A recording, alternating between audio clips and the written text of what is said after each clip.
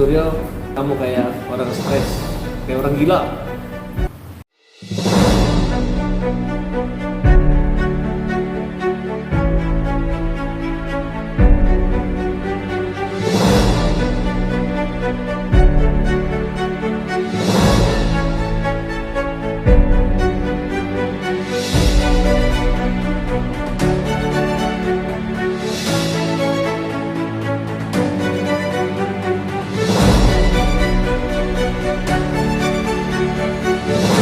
Suryo, hampir semua orang yang komen kepada saya, kok kamu kayak orang stres, kayak orang gila, ya, peneliti tapi menghujat, menghukum orang, mempermalukan dengan cara-cara yang melanggar hukum. Kenapa tuh Bang kira-kira? Ya, kalau dia bilang itu asli, dia udah tinggal nunggu dia masuk penjara yang lama kan, dan dia kan residivis. Nah, untuk mencapai membuat narasi yang menggiring masyarakat untuk mempercayai diri dia harus mengatakan itu masih palsu. Padahal polisi itu ahlinya banyak banget, ahli pidananya 2, ahli komunikasi, ahli IT, ahli administrasi, ya kan? Itu banyak sekali, ada 150 ahli yang saksi yang terlibat dalam perkara ini. Termasuk Egy Sujana dan beberapa orang pengacara, ya selamat aja bahwa kalian masuk daripada kencah pertarungan menghina Pak Jokowi ini. Jadi siap-siap saja. Karena penggiringan dia sebagai lawyer memang sih ngakunya memiliki hak imunitas, tapi gaya garangnya itu lebih parah daripada orang yang punya kapasitas menghina. Jadi harusnya lawyernya membela kepentingan hukum, tapi ikut menghina mewakili kliennya untuk menghina bersama-sama, menghina Pak Jokowi. Nah, caranya sama-sama dijadikan tersangka. Suryo bisa bebas kalau dia gila. Kalau dites kejiwaan dia gila, dia bebas. Karena orang gila boleh menghina, tidak dihukum. Tapi kalau dia sadar hanya kegilaan atau kayak orang kesurupan menghina-hina Pak Jokowi, tetap dia masuk penjara. Penjaralah yang akan menyadarkan dia. Dulu masuk penjara tidak sadar-sadar, sekarang masuk penjara ditambah sepertiga dari hukuman minimal. Maksud. Ya, kalau saya faktor ekonomi, karena orang gila kalau dikasih makan kan diam. Kalau ini ngaku mantan menteri tapi nggak diam-diam gitu, dan mengajak orang berkuat, akhirnya yang jadi tersangka dia sendiri. Bahkan teman-temannya juga terpengaruh oleh dia, dianggap dia ahli IT, ternyata ahli fitnah. Saya bilang nggak usah dimaafin, Kenapa? dimaafin lagi. Buat orang begini memang harus dalam penjara. Justru kalau Pak Jokowi marah, saya marah sama Pak Jokowi. Jangan dimaafin orang kayak gini. Kalau perlu dengan aiman-aiman sekalian juga jadi tersangka, laporin juga. Walaupun dia pers, walaupun dia menyiapkan tempat atau panggung untuk klarifikasi dan pembersih. Itu bukan pembersih, itu rumah pembusuk, karena ada tidak netral di sana. Jadi wartawan pun, pengacara pun bisa kena ketika dia mewakili lebih kasar, lebih fitnah daripada klien atau orang yang diwakili dia. Jadi tidak ada lagi atas nama wartawan, atas nama pengacara bisa menghina orang seenaknya. Tidak ada lagi yang berat sebelah. Di dunia sudah tertutup, tinggal di akhir aja terbuka buat mereka. Nanti kalau sudah masuk neraka baru boleh menebus dosanya kemudian diampuni. Enggak ada imunitas itu kalau dia mewakili mengatasnamakan. Tapi kalau dalam teori baru, kalimat-kalimat baru penggiringan itu nggak bisa. Makanya kecuali orang yang bersangkutan, para pihak yang ribut. Kalau pengacara kan misalnya dia mewakili, bukan berarti dia jahat atau apa. Tapi kalau misalnya perbuatan tidak ada itu, tapi yang dianalisa, diasumsikan framing dan negatif dan pembusukan itu dilakukan lebih parah dari itu, justru kayak polisi kan kalau berbuat jahat lebih tinggi hukumannya. Pengacara juga kalau penjahat ya lebih tinggi hukumannya. Saya nggak setuju. Kalau dia nanti terbukti gila, nanti dia bebas. Jadi biar aja dia masuk penjara. Biarkan waktu membuat dia sadar. Karena penjara yang lama, hukuman yang lama, yang sadar bukan dia tapi keluarga mereka. Makanya keluarga yang nggak mendengar saran saya, rasain loh, jauh dari papanya bertahun-tahun hanya gara-gara mulut comel bawel, fitnah, hina, dengki, kejam, dan sirik.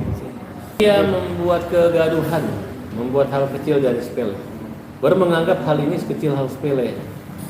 Saking dia mensepelekan, dia udah melanggar hukum, dia nggak taat hukum lagi. dia merasa hukum, akhirnya dihukum. Penjara aja yang berat, yang lama. Karena penjara yang ringan kemarin tidak membuat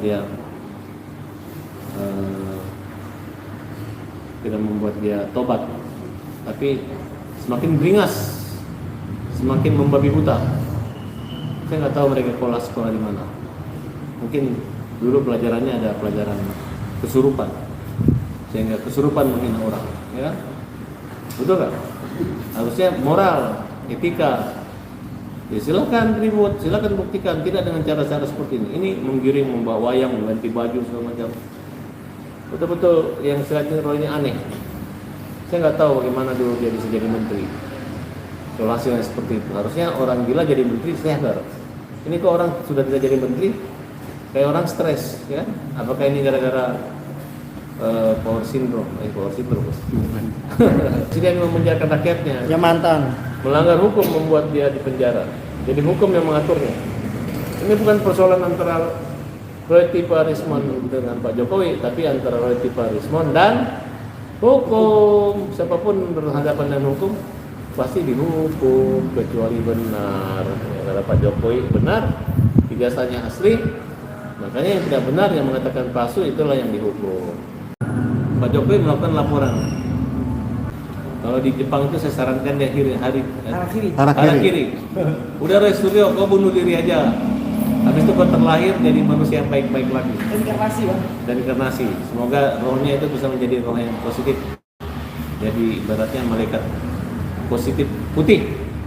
Dan kalau jadi setan jangan masuk ke tempat-tempat yang lain. Jangan ada muncul Roy Suryo berikutnya. Oke? Stres besok kita nulis. Kalau ditahan kan aman-nyaman di dalam. Tinggal melindungi dirinya dari nyamuk.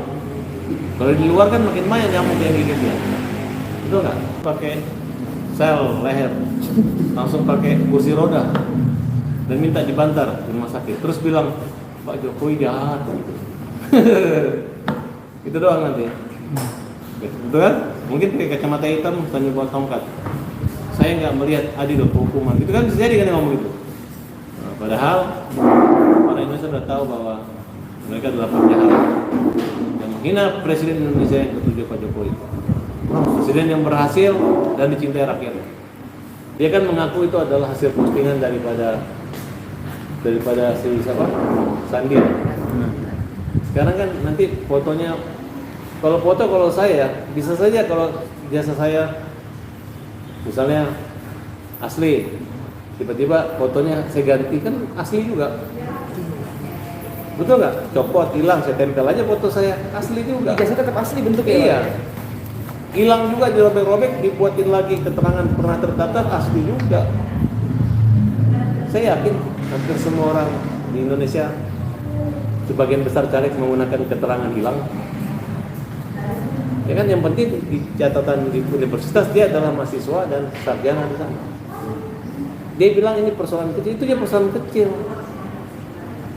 Kalau menurut saya, kalau ada orang mau mengaku-ngaku juga dan pintar, di tesnya memang hebat, apalagi yang ada kuliah. Kalau perlu saya kasih ijazah yang dulu yang nggak ada ijazah, lupa, hilang mungkin karena banjir, saya kasih sekarang tuh asli.